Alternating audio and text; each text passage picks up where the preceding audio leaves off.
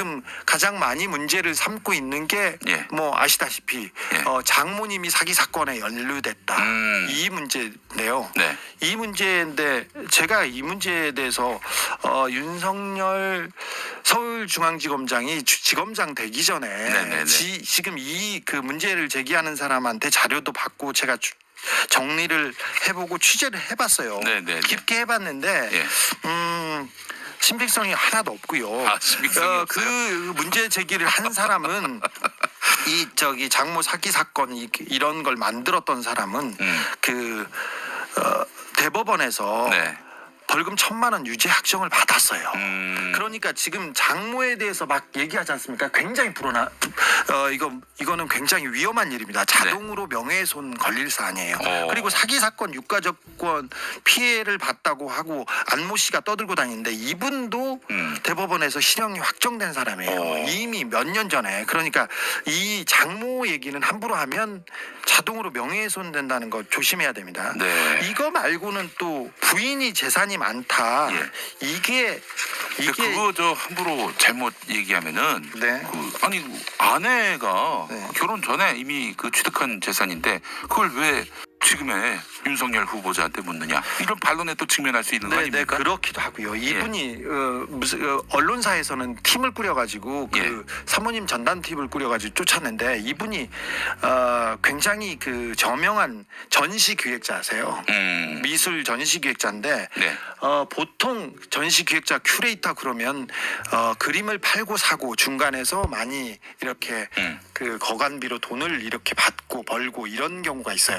예전에 이명박 대통령 측근들 부인이 큐레이터를 하면서 그림 팔아서 돈을 많이 챙겼어요. 아 그래요? 네, 지금도 왕성하게 활동하는 사람이 있습니다. 그런데 이런 일을 한 게 아니라 전시 기획자여서 세종문화회관이나 예술의 전당 가면 10,000원 내고 8,000원 내고 가서 그림 보지 않습니까? 그런 일을 합니다. 그래서 그림을 한 번도 사고 판 일이 없어요. 그리고는 이분 조금 저는 이 점 높이 사는데 그림이나 미술 작품을 한 점도 소유하지 않았습니다. 재산 신고 이렇게 보고 그러면 근데 사실은 그림을 좋아하거나 그림에 조예가 있는 사람은 갖고 싶은 욕심이 있지 않습니까? 그리고 뭐 전시를 진행하면 좋은 기회가 오기도 하고요. 그런데 기획자는 그리고 그 큐레이터는 미술을 담당하는 사람들은 그림을 사고 그러면 그분한테 부담이 되기도 하고 그리고 그 욕심을 누를 수가 없다고 해서 그림을 소유하지 않는다고 합니다. 주진우 기자도 뭐 오점이 없나? 탈탈 털었네. 저는 열심히 털었죠. 저는 그리고 그림을 좋아하기 때문에 제가 그 미술 시장을 조금 알아요. 김우여준처럼 그렇게 문화에는 꽝이는 그런 사람은 아니지 않습니까? 그래서 알아서 제가 그쪽을 봤는데 그렇습니다. 그리고 이분이 사실은 윤석열 지검장이 한교안 전 장관한테 징계도 받고 내부에서 징계를 받았을 때 대구고검 검사로 좌천됩니다. 징계받고 좌천되고 그리고 그 다음번에 대전고검 검사로 좌천됩니다. 그래서 사표를 몇 번 내려고 했는데 사모님이 당신이 사표를 내면 그 후배들 팀원들은 어떻게 하냐. 팀원들이 자리를 잡을 때까지 몇 년만 버텨라. 돈은 자기가 벌겠다 이러면서 말렸다는 게 그 검찰 내에 다 알려진 사안입니다. 그래요. 윤석열 후보자 부인에 대해서 우리가 잘 몰라가지고 재력가다 뭐 이 정도만 알고 있었는데 이것도 흠집 내기 위해서 그런데 굉장히 뭐 제가 보기에는 훌륭한 인격자인 것 같습니다.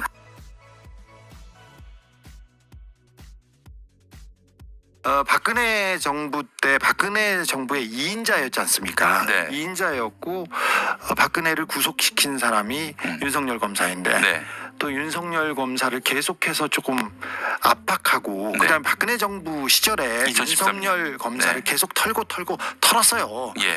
원지 하나까지 털다가 못 털고 결국 국정원 수사 열심히 했다. 이걸로 징계를 내린 분이 황교안 전 법무부 장관입니다. 그래서 황교안 전 황교안 자한당 대표가 다시 불려 나올 것은 명백합니다.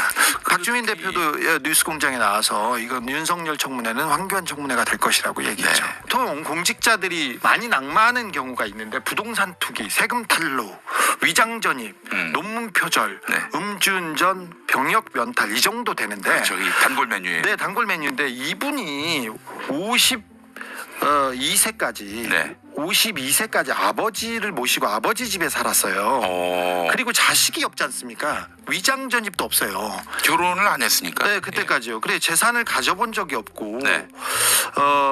재산이 많은 검사로 이렇게 소개되고 있는데 사실 역사상 가장 가난한 총장입니다. 2억 1,300만 원이고요. 나머지는 그 부인 재산이에요. 네. 근데 부인 재산이 합해지지 않았어요. 네네네. 아마 이렇게 안 합쳐질지도 모르겠어요. 네. 그런데 이분이 그래서 부동산 투기도 상관이 없고요. 세금 탈루도 상관이 없고 위장 전입, 뭐 논문 표절 다 상관이 없어요. 음주운전도 상관이 없는 것이. 네네네. 그런데 군 면제가 조금 그 걸리죠. 면제를 받으셨으니까 부동시로. 예예예. 그런데 이분이 운전면허가 없어요. 운전면허도 없고 운전을 할 수도 없고요. 집에 소유한 차도 없습니다. 그러니까 그러면 검사장 되기 전에는 그 대중교통으로 출퇴근했다는 얘기입니까? 뭐 걸어 다니거나 아니면 대중교통을 타고 다녔는데 이분이 그 부동시라는 게 양쪽 눈이 이렇게 예. 너무 차이가 커서 네. 그 운전을 하거나 뭐 그러면 굉장히 위험합니다. 근데 네. 청문회 때문에 40년간 운전면허를 못 땄다고 하면 네. 그 정도 노력은 또 인정해 줄 만도 합니다. 그래서 이 병역 문제도 별로 문제가 안 될 것 같아요. 부동시는 좀 흔한 질병입니다. 예예예. 면제 사유로도 그렇고요. 김항식 전 총리가 부동시로 면제를 받았으니까요. 네. 그래서 이게 별로 문제 삼을 게 없습니다. 그리고 네. 아까 말했듯이 박근혜 정부 때 털고 또 털었습니다. 네. 사실 그런데 그 윤석열 지검장의 그 검찰총장 후보자의 사생활은 저기 황교안 법무부에서 네. 그리고 박근혜 정권에서 다 관리를 했어요. 아, 다 탈탈 털었다. 탈탈 털었기 때문에 그 어느 정도 검증이 됐다고 봅니다. 예. 그 마지막으로 이제 본인한테 얘기 나오는 거는 그러니까 기수 파괴했기 때문에 조직에 신망이 없을 거라고 이렇게 얘기를 하는데 그런데 사실은 그 검찰 내부의 신망이 굉장히 높아서 문무일 검찰총장이 사실 수사권 조정에 대해서는 조금 돌발 행동도 하고 네네네. 외국 출장 중에 들어와서 예. 뭐 기자회견을 하겠다는 눈물도 흘리고 말이죠. 뭐 예. 연기도 하셨는데 연기한 거예요? 아니야, 연기는 아니고 마음속에 이렇게 나온 마음속에, 거겠지만. 예, 알겠습니다. 근데 검찰 조직이 지금 안정돼 있는 이유가 네. 윤석열 지검장이 중심을 잡고 있기 때문이기도 합니다. 국정원 수사를 하다가 징계를 받았지 않습니까? 네네네. 근데 징계를 받은 이유가 국정원 그 직원들의 불법 행위에 대해서 예. 압수수색하고 계속 수사를 했는데 위에서 못하게 했어요. 네네. 근데 계속 했는데 이걸 가지고 징계했는데 이게 징계 사유가 안 됩니다. 그래서 법무부하고 검찰에서 당시에 소송을 하면 자기네들이 지니까 소송을 할 것이다 이렇게 했는데 네. 윤석열 지검장이 소송을 하지 않았고요. 그다음에 그 언론을 통해서 한마디도 인터뷰를 하지 않았어요. 그리고 자기가 다 안고 대구로 내려갔거든요. 예. 그때 이제 황교안을 따르는 그 저기 약간 정치색이 있는 검사들도 네. 그 검사들도 굉장히 그 부분을 되게 높게 사서 그래서 검찰 내에서 신망이? 신망은 굉장히 높습니다. 그래서 검찰 조직이 뭐 기수 파괴 그렇다고 해서 움직이지 않습니다.